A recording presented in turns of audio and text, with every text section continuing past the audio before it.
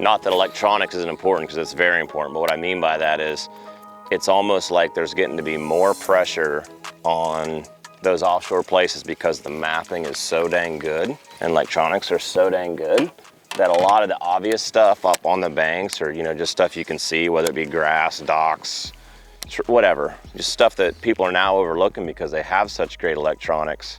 It's almost seeming like the bank is becoming the new offshore thing, because there's so many guys fishing offshore now, and less and less guys fishing the bank, and it's almost like, those fish up shallow are not pressured as much. So that's the trend that I see happening over the last few years, especially on some of the places like Guntersville, Tennessee River, places like that. Just a lot more guys fishing offshore than what there used to be. So learning how to beat the bank is still valuable, and I think, as electronics get better and better, fishing the bank, and just using your instincts is going to be a big deal. So I wouldn't give up on it just yet, because there's a lot of guys fishing off the bank nowadays.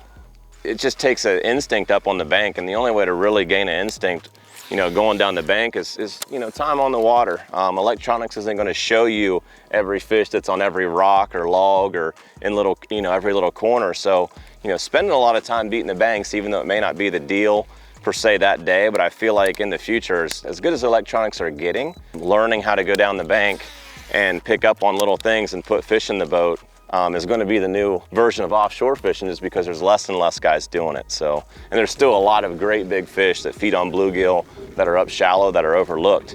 They're out there chasing the schools of fish, and a lot of times them big ones get educated. So I think beating the bank is still something that every angler should master and spend time doing.